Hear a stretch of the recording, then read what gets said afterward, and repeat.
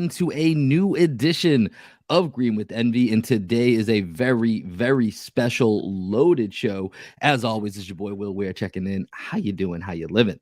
Joining me as he does each and every time, best friend, co-host, and coach of the podcast, Greg Menakis. What's going on, man? What's good, bro? Full house today. I'm super excited to have our two guests with us. One of the guys, though, we can't really call him a guest anymore. No, we got some big news coming here. And you know this next guy, he's our podcast and cousin from across the pond coming on, as you're going to see on Celtics blog. You're going to see it on the feed, joining us here as a full-time partner and co-host, the one and only Adam Taylor. What's up, Taylor gang? What's up, man? I'm happy to reunite this three-man weave. It's been what, about 6 months since we stopped, and I missed y'all too much, man. I had to come back.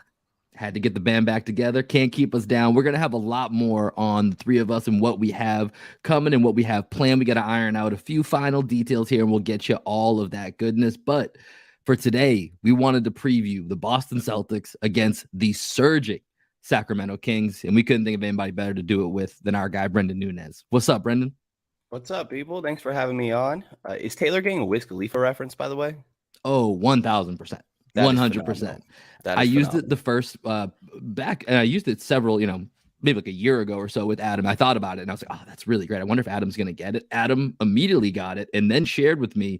He plays this song for his family when they go on vacations to get them hyped. And I think it's one of the greatest things I've ever heard.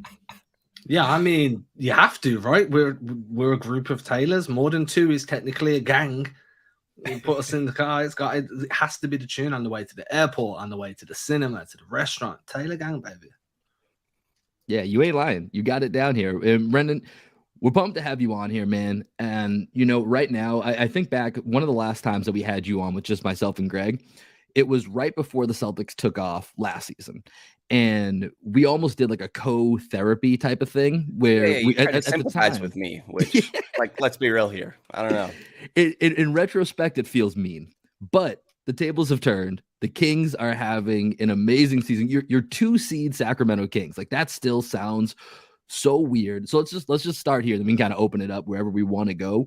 What's the biggest difference with this Kings team that's been, besides the Nuggets, easily probably the most consistent team in the entire Western Conference? They're the best offense of all time, which is, feels weird to even say. And I think the biggest difference that stands out to me is probably the coaching. I don't, Luke Walton gets a lot of crap, and I understand why people were not fans. He also had some weird hiccups with choosing his supporting staff next to him. I don't think that he was allowed to necessarily do that, and made for some weird things. And it's Alvin Gentry last year after 14, 17 games, something like that. You're giving up on a coach that early. You probably didn't believe that much in the first place. So there's a long-term commitment right now to Mike Brown, and he has just been a breath of fresh air from the second he came in the door, man. He laid out a handful of things coming from cultures like Golden State, like San Antonio. Those are the two places, in my mind at least, being somebody that focuses more on the West Coast, that you think of when you think of good culture. And I know it's 18-52 when it comes to the San Antonio Spurs right now, but I still think of those two places as good cultures.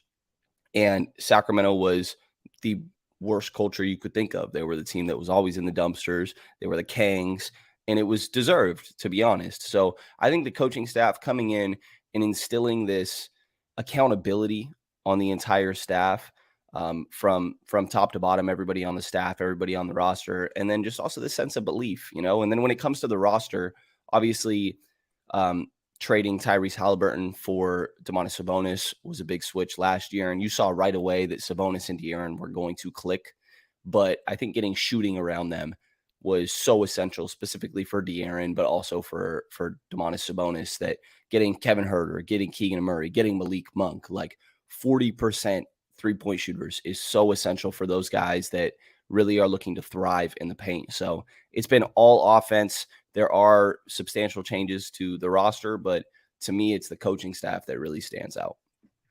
Now, you mentioned accountability. One of the guys that this year seems to have held himself accountable for his play is the superstar of the team, De'Aaron Fox. So what are you seeing out of Fox, and what should Celtics fans be looking forward to when they see De'Aaron Fox in the fourth quarter, as the Celtics are blowing another big lead and the Kings are probably going to be coming back for the victory?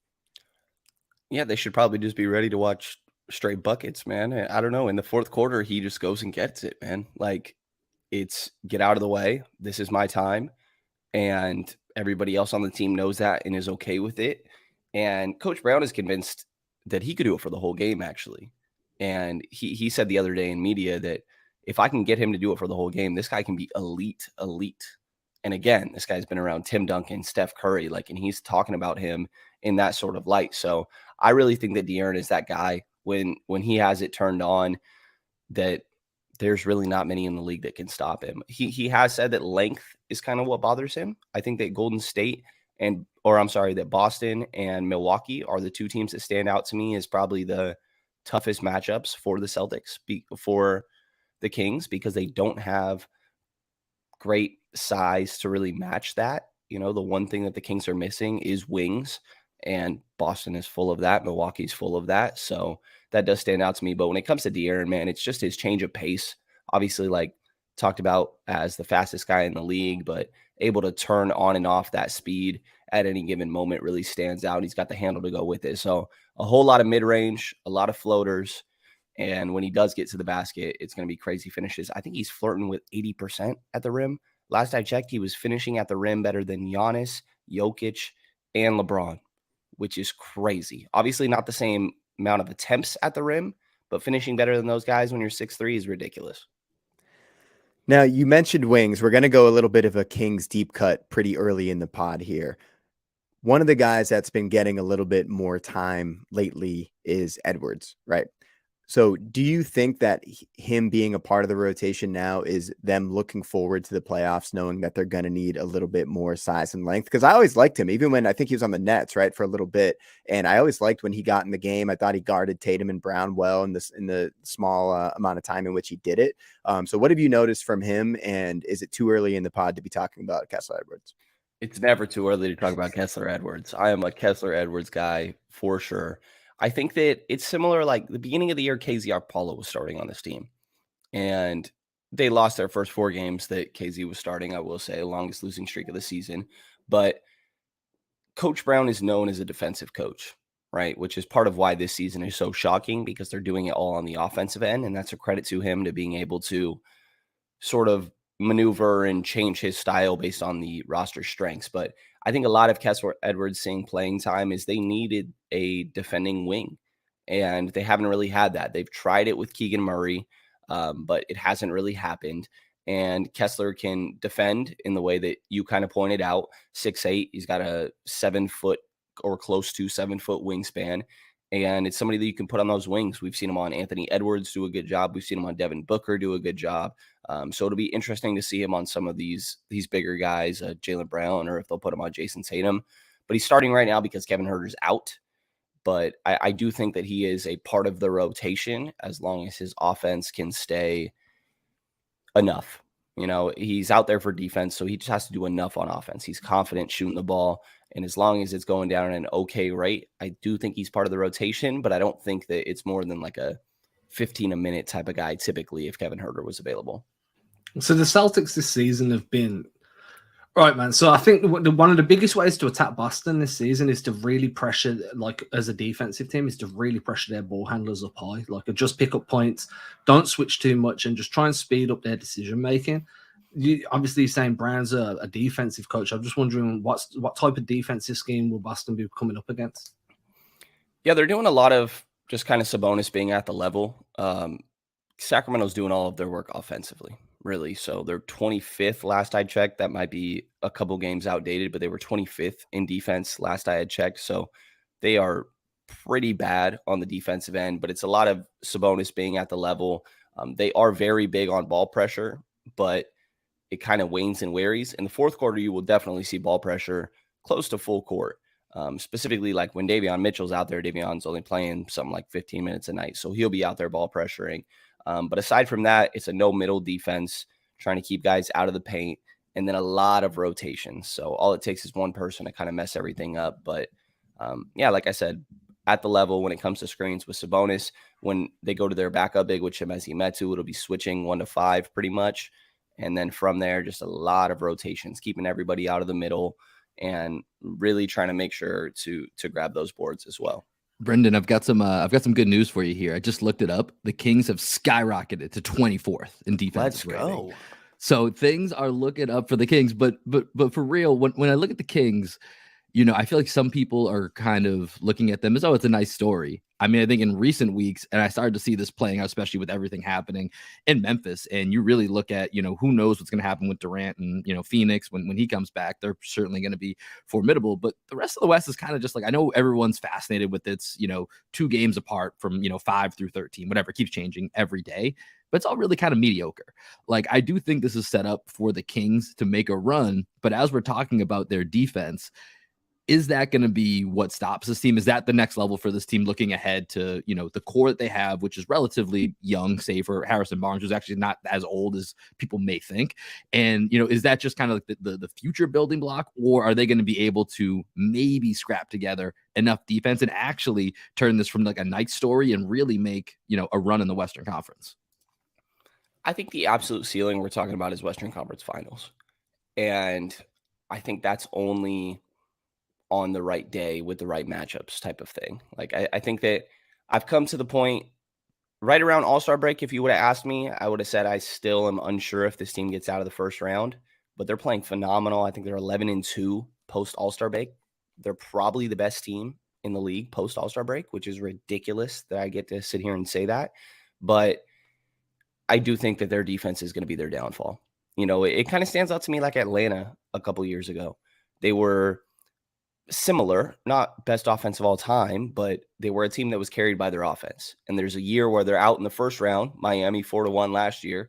Year prior, they get to the Eastern Conference Finals, right? So I think that's sort of the same range that we're talking about with this Kings team, where you just can't find consistency when you're only an offensive team. Sometimes shots are not going to fall. And I think that's what it comes down to. Like, I think defensively is where teams can find their consistency. So I think there's a chance they get Western Conference Finals, but if we're talking about Denver, we're talking about Phoenix, you got to be able to get stops. And I don't think Sacramento's there right now. So do you think that's just a product of personnel? Is it scheme? Like, who, if you had to go to 5 guys that are going to get you a stop, what's your dream defensive lineup for the Kings? That's a tough question. Kessler Edwards on the court. We know that. Absolutely. Kessler Edwards. Now just find 4 more. That's all. It should be pretty Davion simple. Davion Mitchell belongs on the floor. Shout out to Off Night. And that's probably it. Can I just clone them and try to put a couple more of those guys out there? Well, I've seen Fox get frisky. He can Fox guard in can isolation. be a good defender. Yes. When he locks in, I do think that he is a good defender. It's just that you don't see that the entire game, which I think is kind of understandable. But yeah, I do think that De'Aaron can be a good defender. And then it's probably Keegan Murray, Harrison Barnes, and then you probably put Domantas Sabonis. I think his best defensive skill is his rebounding. He's leading the league in rebounds, but that is extremely important just to close out a possession. So it's probably De'Aaron Fox, Davion Mitchell, Keegan Murray, Harrison Barnes. Actually, okay, I'll take Keegan out and put Kessler Edwards, and then Domantas Sabonis. Okay. So I feel like in the matchup with the Celtics, the one guy that hopefully the Celtics target is Malik Monk when he's on the court. What have you seen from the Kings scheme to help scram him out of mismatches and cover for his just lack of size on the perimeter? Yeah, I think sometimes they'll just try to show with him rather than completely switching him on to guys, but at times they'll still do that. And I think that there's moments that they're okay with allowing isolation buckets rather than teams going to their plays. If it means it's going to be iso ball, then so be it, because we're going to score on the other end type of thing. So I think they will probably attack Malik. If Kevin Huerter is playing, I think they'll attack him as well. We've seen that a lot. So I think that they do try to show with those guys, or if they do end up doubling, or if they do end up switching, they'll end up doubling after a couple dribbles sort of thing. So when teams go at Huerter, and we've seen this a lot with the Celtics with Sam Hauser, is it just the white guy effect? Is it just the white guy on the court? Let's go mismatch hunting and take down the white guys. Because that's what we feel. It's very much that way with Sam Hauser, and he's at times surprisingly held up better than you would think. So I'm curious to know how that's worked with Huerter. Yeah, I guess you could say it's the white guy effect, or it's the fact that he just is not a good defender. It's a little bit of both. They kind of go hand in hand, right? So It's a little bit of both. But Herter definitely gets attacked out there. And I thought Herter was a better defender than I think he's shown to be, just kind of going through some of his Atlanta tape when Sacramento first traded for him. So he's not horrible out there or anything. Malik is probably the one that stands out as like a for sure liability, but Kevin is not too far off. Again, this whole Kings team is straight up horrible on defense. Like I'm not trying to overplay that at all. They are atrocious on defense, but then they will do things on offense, I guess, to make up for it, which can drive you crazy sometimes, but it is really night and day watching each side of the floor with this team. First things I want to say is you're going to have to deal, if the Celtics are healthy, you've got a starting five, and then you've got 3 other guys that could probably be a starter on nearly every team in the league. So y'all are getting cooked on defense. Like there's no way around that. You're just going to get smoked. It's a two-way street. It's a two-way street. But this is the thing, right? Boston keep giving up runs, dude. Like they gave up a 19-point lead against Utah. They gave up a 1,000,000-point lead against every other team in the league over the last 7 games. One thing that they've really been struggling with is containing penetration. And last time I watched the Kings, I went through a little phase of watching some Sac games, and you guys were running a bunch of like Sabonis elbow DHOs, right? So, and then you'd either have him pop out beyond the free, or then kind of roll into like a veer screen to bring someone else free. Are you guys still running that sort of thing? Because that's going to give Boston absolute nightmares if Robert Williams isn't in the game. Yes, they've definitely been running the same. It's a lot of split cuts. It's a lot of going to Domas, and then guys splits either from the corner or from the top. So you'll see a lot of that. And when I hear you say that they struggle with dribble penetration, like all day for the Kings, De'Aaron Fox specifically, like that guy is the king of dribble penetration in my mind, and is great in that aspect. Domas can also fake those handoffs and then get into the paint. So Robert Williams being there or not, I do think will be a big difference. And that's just one of the things the Kings are great at. You know, they're trying to deny paint touches on the other end and get as many as they can on their own.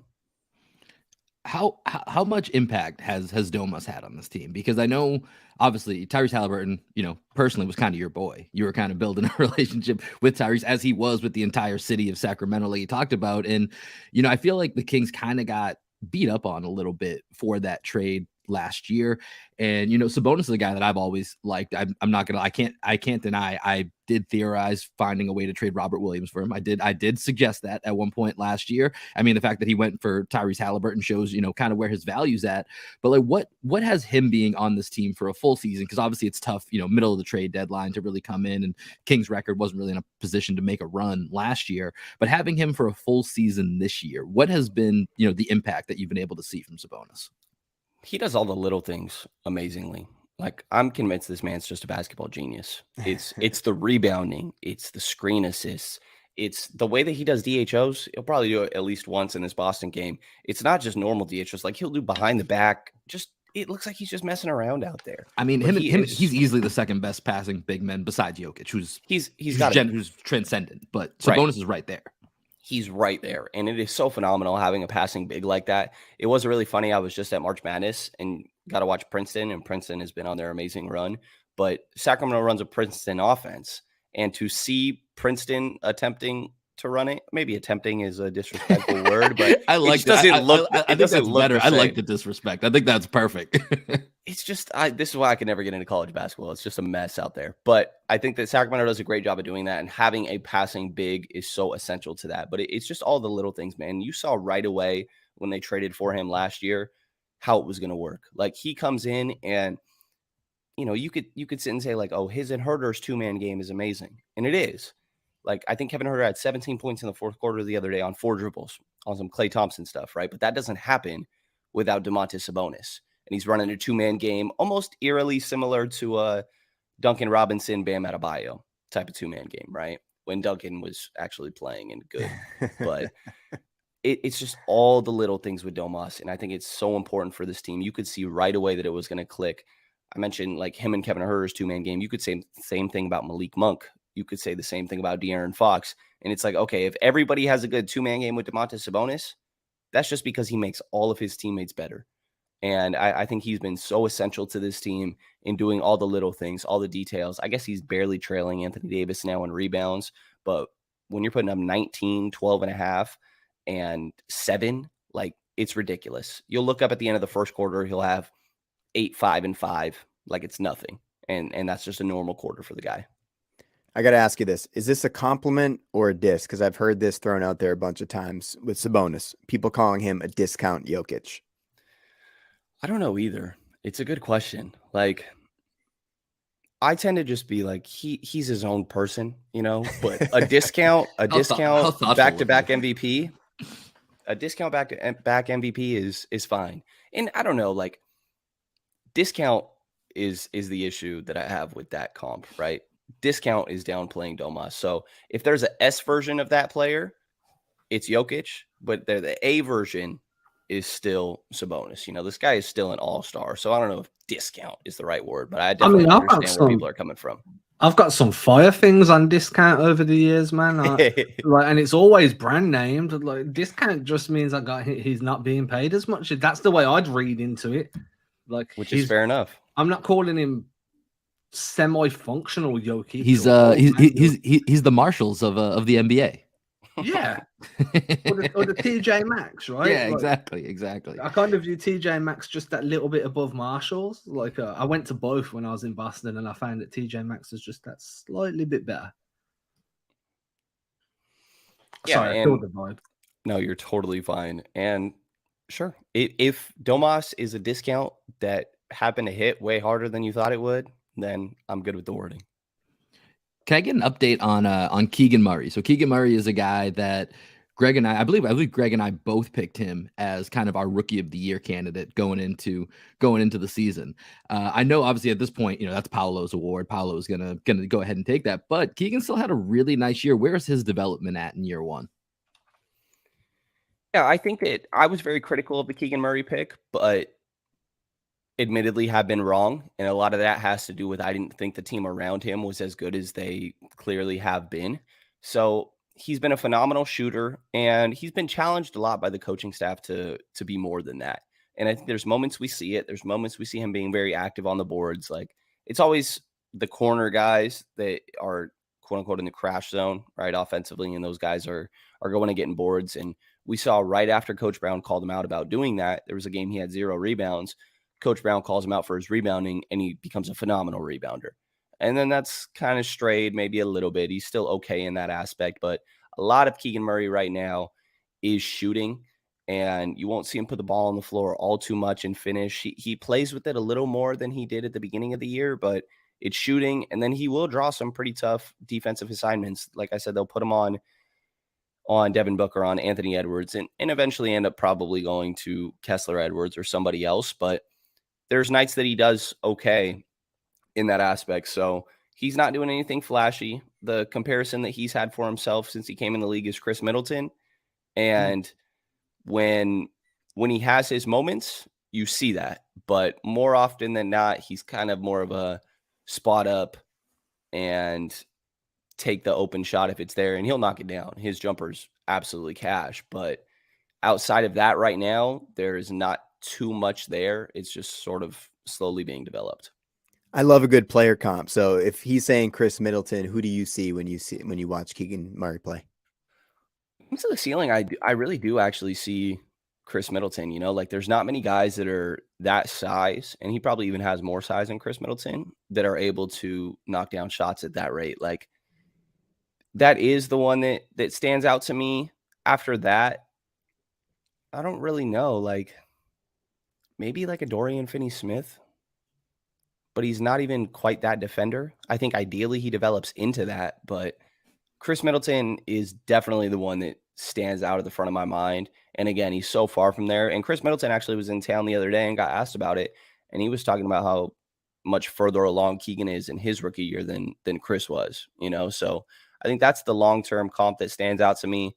When it comes to right now, it's a little tough. It's almost like early Mikal Bridges. I was just going to say that. That was the name I was just going to throw out there. That's what I see when I see Keegan Murray. I see a lot of Mikal Bridges. I think part of it is the body type.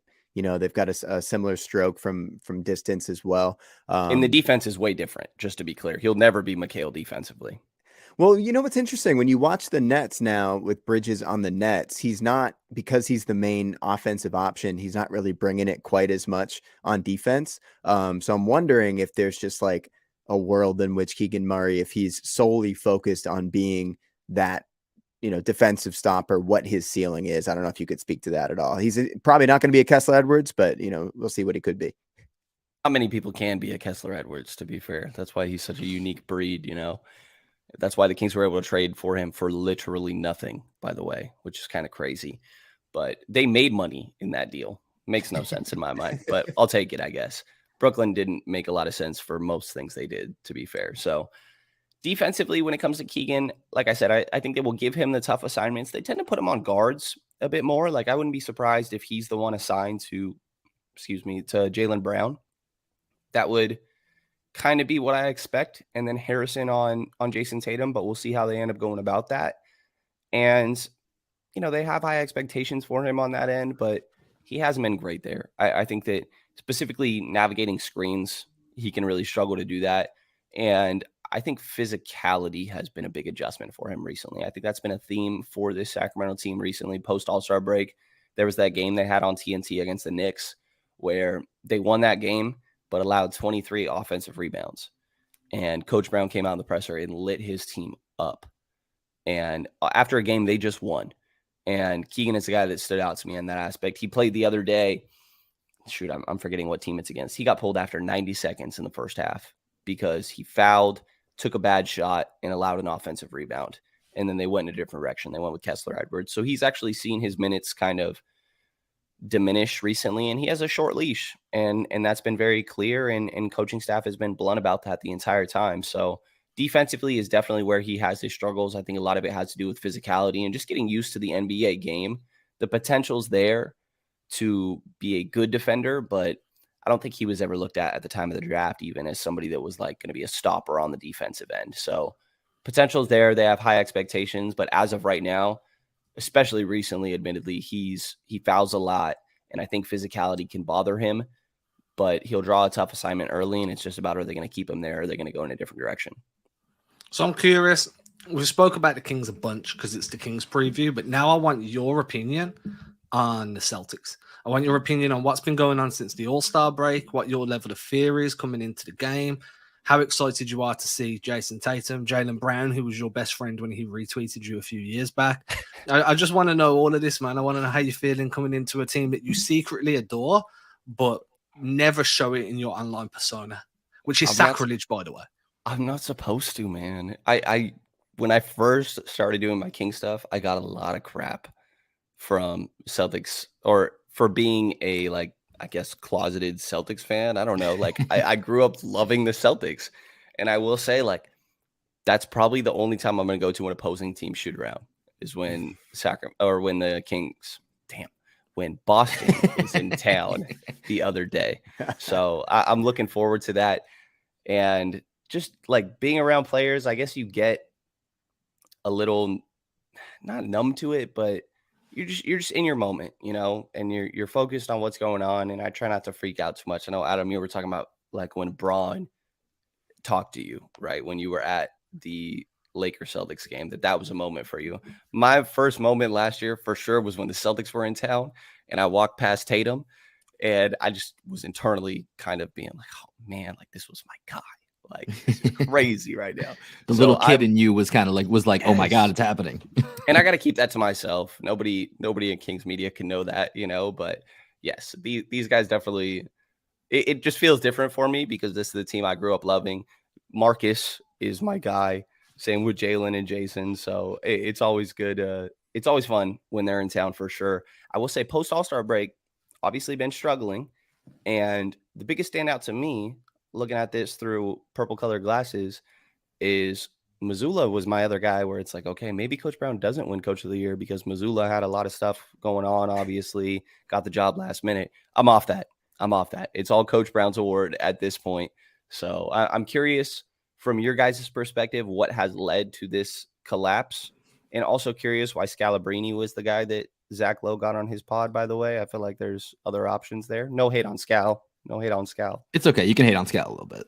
Well, I just thought there were better options, but I guess Scal's take was it just being an effort thing. Like they got to turn it on. They got to be locked in the entire game and like want to play defense, which, 80% of defense is effort, but the Kings try their butts off. I don't know how much I got to watch my language here. You can not say at all. ass. It's fine. The Kings try their ass off on defense. They still suck ass. So that's where it's at. Like, you could say a lot of it has to do with effort if you have the personnel, which Boston does have the personnel, which I think is why it gets pointed to that more often. But yeah, I'm curious where you guys are at on what has led to this slowdown post All-Star break. Well, that was a really interesting interview that Zach Lowe did with Scalabrini, because he's a big time homer on broadcast to the point where like I literally can't listen to Celtics broadcasts anymore. I don't listen to them. I listen to the Away broadcast on NBA League Pass.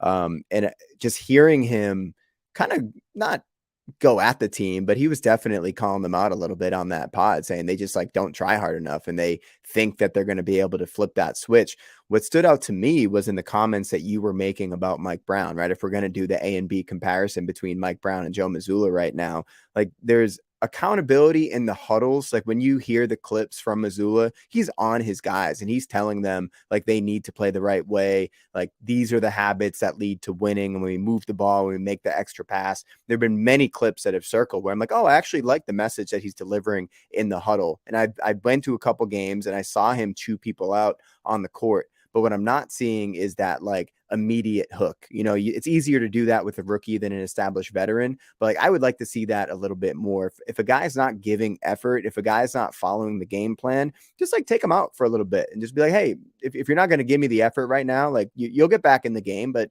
let's put somebody else in the game right now that's going to give a little bit more effort because we have the depth as a team. But Mazzulla, man, like I don't know. Most Celtics fans are out on him at this point. I don't know any Celtics fans personally that still believe in what Mazzulla is doing, which is very concerning. I'll let Will and Adam jump in on that, but that's kind of where I'm at. I'm just like, this guy may be in over his head and he's not learning the lessons fast enough to get this team ready for the playoffs. Did that happen fast? Were people always kind of teetering? Nah, dude, that was, hey, we're really happy with you. And then you get the job full time and now you're trash. And I think what's happened is as well for me, I think Greg hit it on the head with he hasn't learned his lessons quickly enough, but he's also just like really, really rigid in the way he approaches the game. So his offensive system doesn't change. We're going to spam the Spain pick and roll. We're going to spam horns actions and chin actions, regardless of if they work, regardless of if they don't. If the team figures out how to defend it, we're not changing anything. Defensively, he hasn't settled on a system. 1 minute they'll switch 1 through 4 with 5 in drops. The next they'll be up to the level. Next it'll be rotations. Then they'll switch 1 through 5. The big man rotations is in that utter shambles. I just think that as the season's gone on, he's slowly lost kind of grasp of what he was trying to do. Maybe he's lost a little bit of the locker room. It's very easy to play well for a coach that is only there for a short period of time. I'm not sure, like for me, and this is me just throwing out something, like it feels like he got made head coach and then all of a sudden the players realized like, oh damn, we got this guy for a while, and their plays kind of started to be affected because it's just not going well, dude. Yeah, and I have you said he's kind of a rigid coach, Adam. I have a theory that I've been growing here, Brenden, that I think Joe Mazzulla is just actually a robot impersonating how a human's supposed to act. If you've heard any of his pressers, he's just, he number one, whenever he does attempt humor, it's so bad. It's one of the worst things I've ever seen. It's like he's heard a joke and he's like, oh, this is how I should try to act as a human. And I think that kind of plays into a little bit of his coaching style. And so, yeah, it's been an interesting ride with Joe Mazzulla. And I think Greg and Adam have hit on a lot of those reasons. One extra thing that I'll throw in as far as where the Celtics are at, especially, over the last, 20 games or whatever it is, where the Celtics are now the 3 seed as we're recording this, have dropped down to that 3 seed. And this is really, this is not nearly close enough to the main reason. This is a very small thing. But honestly, like right now, Jaylen Brown's been playing better than Jason Tatum over the last, I don't know if it's 15 games. I don't know where we're at right now if you want to, decipher that or draw that line in the sand. But Tatum needs to be a top 5 guy. Like that's what makes this team overall, like when you look at the true championship contenders, like part of what sets the Celtics apart is not just the depth, is that they have that depth at the top, and that they have a top 5 guy and they have a top 15 to 20 guy in Jaylen Brown. And right now, over this stretch where the Celtics are struggling, they have 2 top 20-ish guys, which is not bad. Obviously a lot of teams would be really happy with that, but when you're talking about championships, that's just not the level that Tatum's been at over the last, X amount of games. And that makes a really big difference when you're seeing, the way that you just had the Bucks in town in Sacramento. You saw the way that they're playing, the way that the Sixers are playing right now. Like, those teams are going to another level, and the Celtics are kind of going in reverse a little bit at the wrong time. Not to mean it can't be corrected, but it's just another element that's added to the struggles. I think that's a great point, Will. And Brenden, I want to ask you this question because I think this will kind of like crystallize how we feel about the Celtics, especially at the end of games. In the last 5 minutes of a Sacramento Kings basketball game, what do you expect to see? I expect to see De'Aaron Fox go and get buckets. I expect him to hunt out a certain matchup and knock down mid-range jumpers to his heart's consent. Will and Adam, at the last 5 minutes of a Boston Celtics game, what do you expect to see? A collapse. I expect to see some bad shots go up. That's probably my number one thing. I expect to see a lot of contested jump shots at the end of the shot clock go up. That's what I'm expecting. Exactly, right? So there are a couple things here. One is like maybe that's a little bit of a team understanding its identity, like get the ball to De'Aaron Fox. 2, and like that's the game plan. 2, it's like De'Aaron Fox has become the man in the last 5 minutes, and he's going to get you buckets. I don't feel confident in Tatum in the last 5 minutes of a game right now. And I haven't felt confident in him this year in the last 5 minutes of a game. And we almost never go to Jaylen Brown down the stretch, like almost never. And the last like 5 end of game situations, Mazzulla's just literally run the same play. Last night he flipped it to the other side of the court, which was cool. But like that's all we've seen. We run the same exact play where we have Tatum in the backcourt. We pass it to somebody coming up to the ball, and we try to do some sort of dribble handoff. And we have yet to run something that kind of deviates from that. The one exception to that, they were in the same format a couple games ago. They gave it to Jaylen Brown on the baseline, and he went baseline to, I think, tie the game with like 8 seconds left. So like we're always in that formation, but at the last 5 minutes of a game, the Celtics don't have a guy that they can get reliable buckets out of, and we don't have a game plan. And the Kings seemingly have both. I just want to say that the title of this episode should be if Joe Mazzulla is if ChatGPT was a basketball coach.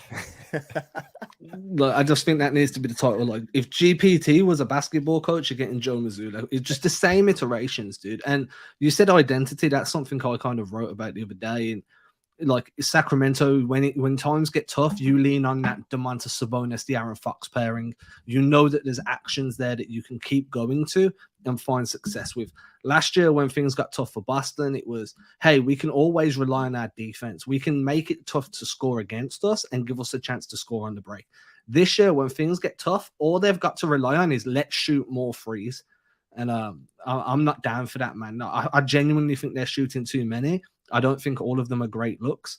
And I just don't think – I think asking Tatum and Brown to be nothing but three-point shooters is a terrible, terrible coaching style, because these are 2 free-level scorers that can get to the rim at will, create their shot off the dribble, crumb off screens and score that way. And we're just seeing them used as like off-the-dribble three-point guys and then wondering why it's not working. It's just ludicrous to me. Brenden, I got to ask you, man, what world have we moved into? What part of the multiverse are we in right now that myself, Greg, and Adam are speaking this way about the Celtics? And this entire podcast has just been giving the Kings flowers upon flowers upon flowers. Where are we right now? How do we end up here? Beautiful time to be alive, man. I'm so glad to be here. Actually, this is very different than anything I'm used to. The fact that I get to sit here and just hear that the Kings know what to do in the fourth quarter and the Celtics don't. Like, what is happening, man? This is a different time than anything I've ever experienced. So I think it's great, man. And I will say I'm super happy for this fan base. It's been 16 years since they've seen playoff basketball. That's wild. Longest, I think it's the longest drought in American professional sports right now. Yeah. Is the Sacramento Kings not being in the playoffs, and it's crazy because we all grew up thinking of those, and we've talked about this other times that you've been on the pod. The Peja teams, the C-Web, Bibby, Diva, and those crowds were nuts. You think about them against the Lakers, and of course those those fabled series, and that crowd is so into it. And that actually brings me to one of the last questions that I want to ask you here, because one of the biggest stories in the NBA this year, light the beam. Brenden, when are we going to see you light the beam? What's it going to take for you to get out there and light the beam? How can we make that happen? Let's start brainstorming here. I don't know if we can, man. If you can figure it out, if you could talk to the right people, I can give you certain contacts and you could put in words for me. I appreciate you. But I don't know if that'll happen, but that thing is getting lit a lot, man. And it's a ballsy decision, by the way. Like, imagine if this team won 30 games, but they lit a beam after each win. Like, that would be crazy. They manifested this season by going all, because did they start doing it like the first game they won, or when did they roll out the beam? They started the first game they won. They lost their first 4 games, by the way. Longest losing streak of the season. The only time they've lost more than 2 games in a row all year were the first 4 games of the season. And then 5th game, they decided to light the beam. And it's here to stay, by the way. It's not just a season thing. This is a long-term thing, which I don't know if I agree with. I kind of like the idea of it being tied to this one specific special season, but it'll still be tied to it as the first year of the Beam team and all that. So it's been great, man. And the crowd is phenomenal. I'm there at all these home games, so maybe I get too accustomed to it, but often I'm looking over, I'm like, man, this place is freaking loud right now. The fan base is phenomenal, man, and it's got to be. There's no bandwagon. I guess now there is bandwagon Kings fans, which is crazy to say, but prior to that, like, that never existed. Everybody they were selling out this stadium when they were trash. Like, this fan base has been phenomenal, man. When you hear it popping on broadcasts, like, it's even more phenomenal in person. The fan base is so amazing, and it's extremely well deserved. And also, like, De'Aaron Fox is the standout to me.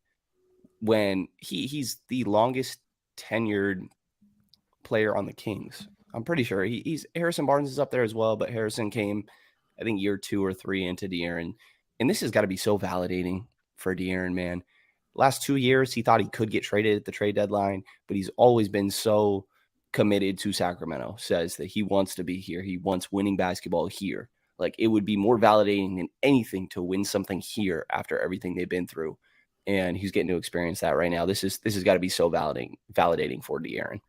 Yeah, this team is hella fun. But yeah, no, go ahead, Adam. We'll get a couple more questions here for our guy. You said hella, by the way? Dude, I'm trying to get my Cali vibes out. I love it. I love it. I knew it was a Cali thing, man. I was just going to slide that right in there, see if you caught it. Yeah, he pulled me up for saying that before as well. He's like, what do you know about hella? I just wanted to know, how visible's the beam? Very. They made it darker. I don't know what the right term is, but they made it more visible. I could see it from my apartment. I'm only like 10 minutes from the stadium, but I could see it from here, man. Does it lights up the sky and shit? Does it like turn it like purple? No, I mean, like, so it goes up to a certain extent. They had to stay within FDA regulations, actually. There was definitely a whole conversation they had to have with the FDA and make sure they're not messing with planes or anything like that. So, yes, when you look up to the point where it probably fully goes to, there is kind of like an aura around it, I guess. But it's pretty much just a straight line that goes up. It's not like you walk out and the entire sky is purple or anything like that. It's pretty cool, though. I am guilty of downplaying it sometimes because some people talk about it like you could see it from forever away. And I was like, okay, let's calm down a little bit. That's not quite true. But like, I got it on my background on my screensaver. It's kind of badass. It's pretty cool. Yeah. I'm definitely beam team here. I think, I think the beam's awesome, man. Like you said, it's here to stay. I'm excited for the playoff run that you guys got coming up. Playoff basketball back in Sacramento. Been way too long. Greg, any last questions for our guy here before we let him go? No, I got nothing. Adam, anything? All right, Brenden, hey, real quick before we let you go, man, just let people know, I know you're killing it on the podcast. Yeah, I know you're love seeing you in arena now, man. I love when you have to find like a little crevice inside the arena. I've seen some of your clips where you're doing some of your podcasts and right after the game. So just let people know where they can catch your coverage if they're looking for some secret Celtics coverage mixed in with some Kings. Yeah, appreciate it, guys. It's Yeah, a little bit of secret Celtics coverage. You're not wrong there. So it's King's Pulse and at Brenden Nunes NBA on Twitter. So appreciate it. And just shout to you guys, three of my favorite people when it comes to also covering different sports. Adam is my guy for long term. So Yeah, glad like, I'm that one of he's your joining favorite this people. pod. Period. Not one of. You are my favorite person. I There's should not one be. of here. I should Yeah, be. agreed. I love you. Agreed. So no, I just want to give shouts to you guys. I think you guys do a great job with all this. So, and glad that Adam is coming on board. It'll be a good thing for you guys. Yeah, man, it's been a good day. Appreciate you, my guy. That's going to do it for this episode of Green with Envy. Shout out to our guy, Brenden Nunes, for joining us. As we mentioned at the top, the three-man weave, it's reunited. It's here to stay. This has been this edition of Green with Envy. Greg, what are we going to hear on the way out? Y'all know the drill. Black Sheep Optimist, Skywalking. Peace, everybody. Peace.